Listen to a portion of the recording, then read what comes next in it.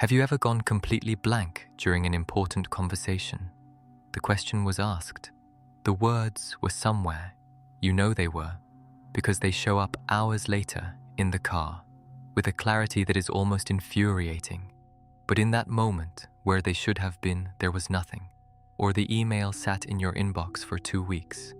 Not because you forgot, you saw it every day, but every time you tried to open it and respond, something in the system simply stopped, as if the action had no access to the path that would allow it to happen, or the decision that needed to be made remained unmade.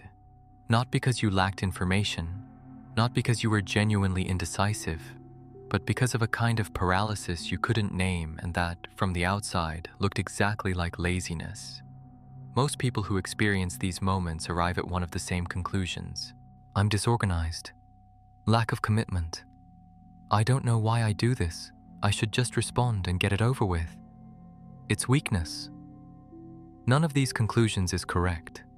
What was happening in those moments has a name, a precise neural mechanism, and an evolutionary history that predates any idea of productivity or commitment by millions of years. It's called tonic immobility, and it is the third stress response that almost no conversation about the nervous system mentions.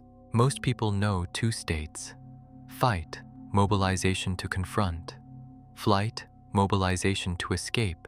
But there is a third state, older than both of them, that the system activates when it determines that neither fighting nor fleeing is possible.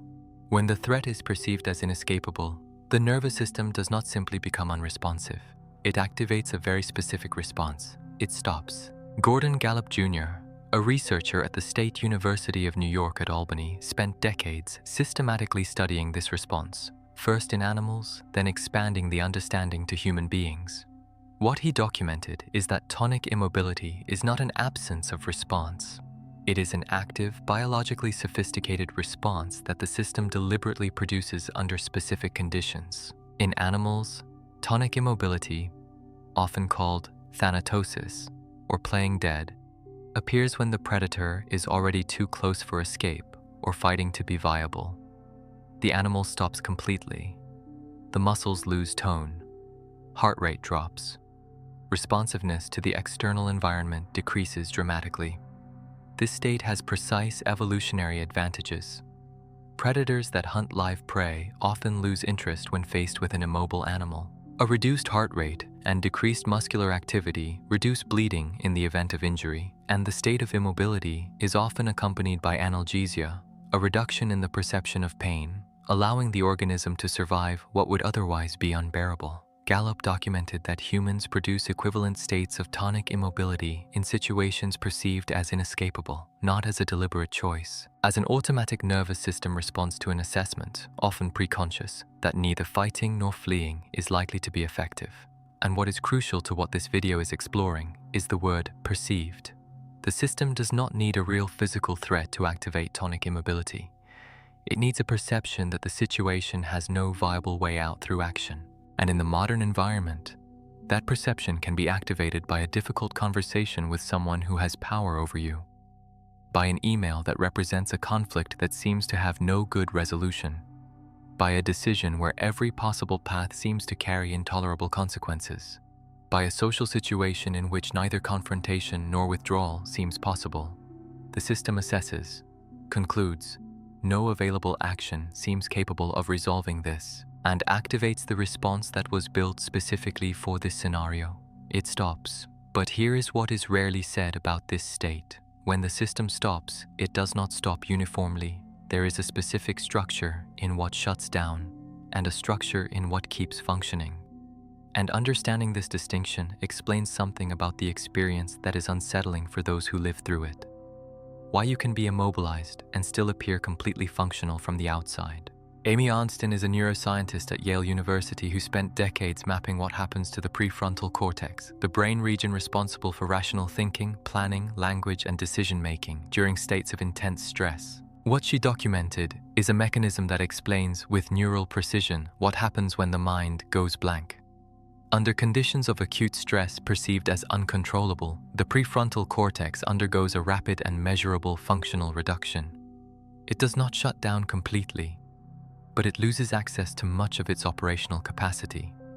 Communication between prefrontal regions and the rest of the brain is altered. The ability to access language fluently, construct sequential reasoning, and make decisions between options, all of these functions become compromised. And older subcortical regions, the amygdala, the brainstem, take greater control of processing. Arnsten called this process the hijacking of the prefrontal cortex by stress, with one crucial difference: the thief is not external. It is the nervous system itself reallocating resources from its more sophisticated functions to its older functions in response to a perceived threat. What this produces in subjective experience is exactly the mind going blank. It is not that the words disappeared, it is that the system that generates them, the prefrontal cortex, had reduced access precisely when it was needed most, and the timing of this process is what makes it so disturbing. After the situation passes, after the difficult conversation is over, after the meeting ends, after the moment of pressure has dissipated, the prefrontal cortex returns to normal functioning. The words appear. The obvious response emerges. The decision that seemed impossible to make suddenly has a clear direction, and retrospectively, the person cannot understand what happened. Why didn't I say that at the time? I knew what to say. You didn't know in that moment, because the system that generates that kind of knowing was offline. Psychologist Geoffrey Gray at the University of Oxford mapped over decades the neural architecture of a system he called the Behavioral Inhibition System, or BIS. The BIS is activated specifically by situations involving conflict, uncertainty, perceived threat, or potentially dangerous novelty. When activated, it produces a very specific response. Ongoing behavior is interrupted. Attention is redirected toward the threatening stimulus.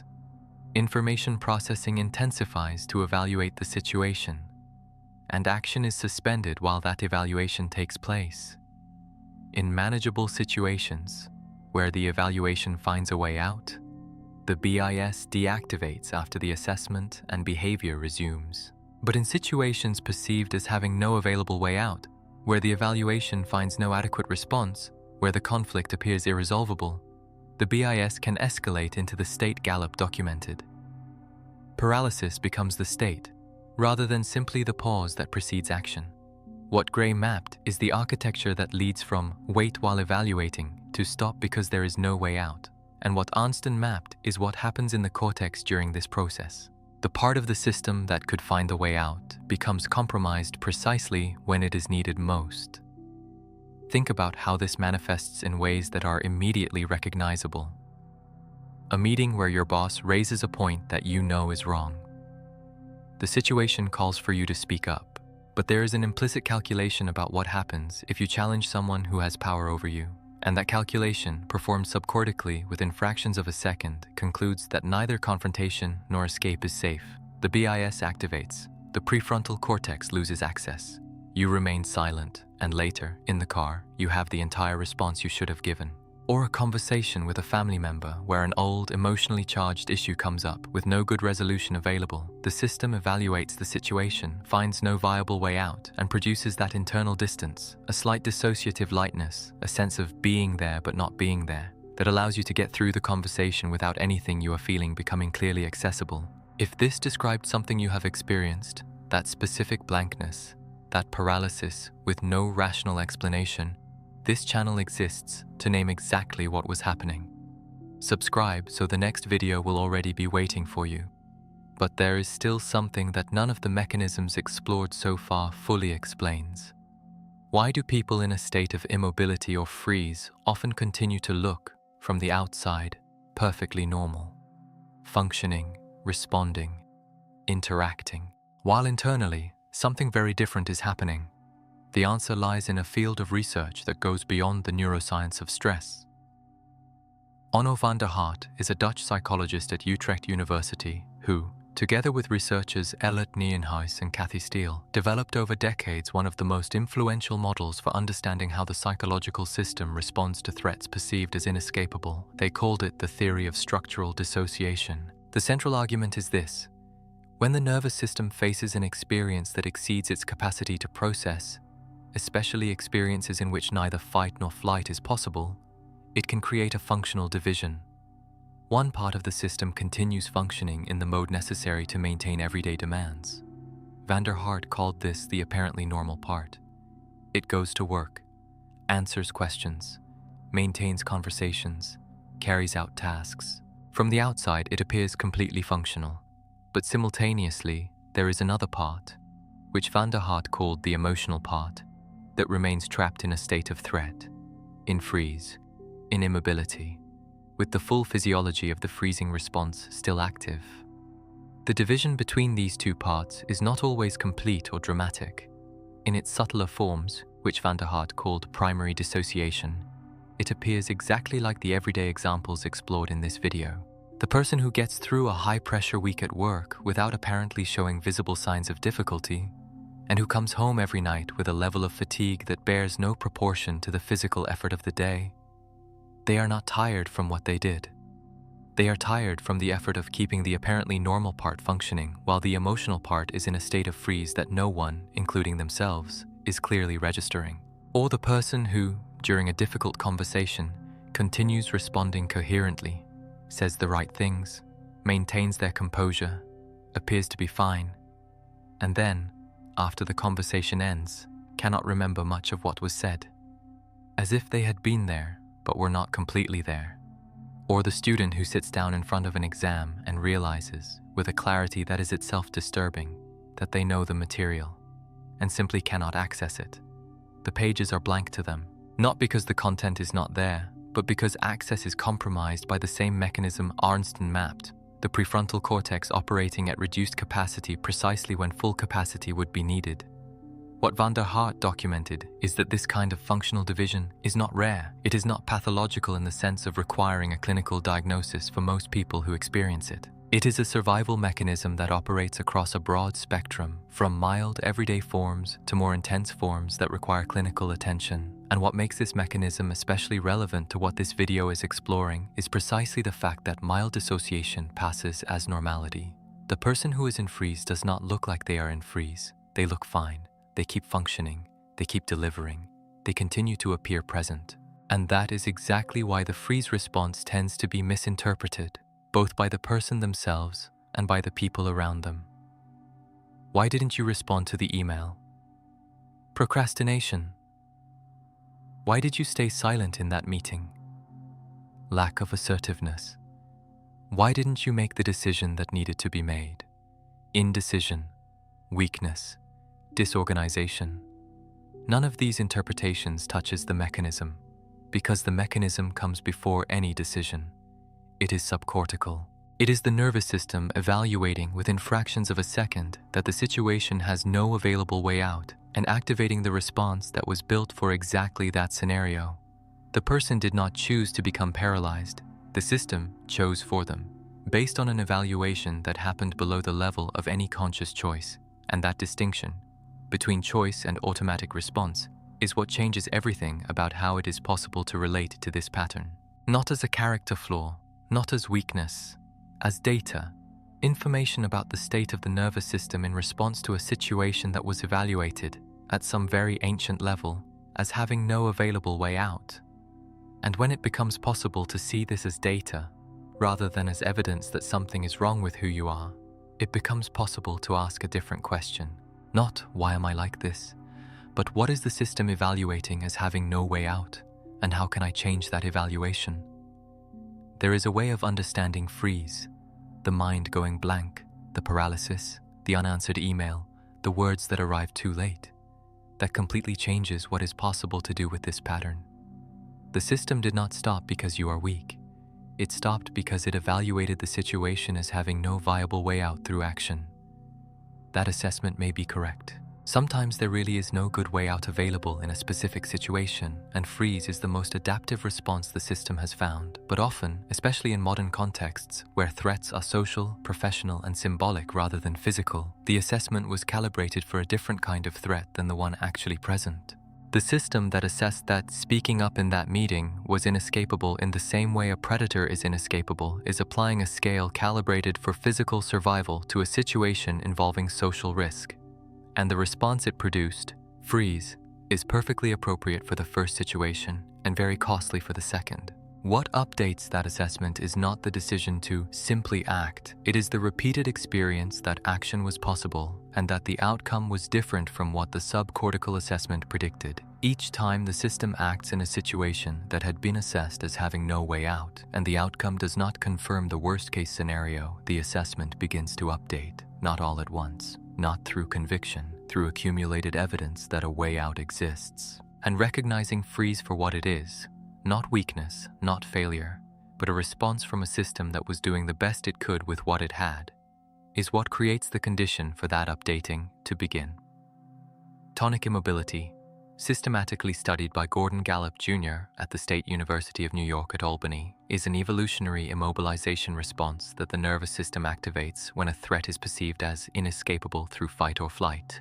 In humans, this response can be activated not only by physical threats, but by situations perceived as having no available way out through action, including social conflicts, decisions with unavoidable consequences in any direction, and high-pressure situations involving an asymmetry of power. Amy Arnstein's research at Yale University on the vulnerability of the prefrontal cortex to stress documented that states of acute stress perceived as uncontrollable produce a rapid and measurable functional reduction in prefrontal regions, compromising access to language, sequential reasoning, and decision-making precisely when these functions are most needed.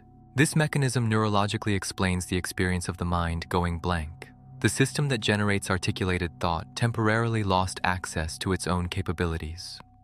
The behavioral inhibition system, mapped by psychologist Geoffrey Gray at Oxford, describes a neural system activated by situations involving conflict, uncertainty, perceived threat, or potentially dangerous novelty. When activated, it produces behavioral interruption, attentional redirection, and suspension of action, while the system evaluates the situation. In situations perceived as having no available way out, this state of suspension can escalate into immobilization, the freeze that is not followed by a return to action because the evaluation found no adequate response. The theory of structural dissociation, developed by Onno van der Hart, Ellert Nijenhuis, and Kathy Steele at Utrecht University, describes how the psychological system can create a functional division in response to threats perceived as inescapable. An apparently normal part that continues carrying out everyday demands with apparent functionality, and an emotional part that remains trapped in the state of threat. This division explains why freeze often passes as normality. The person appears functional from the outside while internally being in a state of immobilization that even they themselves may not clearly identify. If any part of this video describes something you have experienced, that blankness, that paralysis, that silence that arrived at the very moment when the words were most needed, leave it in the comments. One word. What remained. Because recognizing freeze as a nervous system response, not as weakness, not as a character flaw, but as the assessment of a system doing what it was built to do, completely changes how it is possible to relate to it. But there is something about the nervous system that seems especially disturbing to those who live with freeze and with the feeling of a system that is constantly on alert. The day has not even begun. You have not made a single decision yet. There has been no difficult conversation. No email waiting for a response, no visible trigger of any kind. And yet, in the first few minutes after waking, before even the first articulated thought of the day, there is a wait, a kind of apprehension without an object, a sensation that most people describe as anxiety, but that does not have any specific content yet. The day has not happened. The system is already reacting to it. Why are the first few minutes after waking often the hardest? Why can anxiety arrive before any thought about what is going to happen during the day, and what is happening in that interval between sleep and full wakefulness that makes the system react as if the threat were already present when the day has not even begun? The next video opens this territory with all the precision this experience deserves.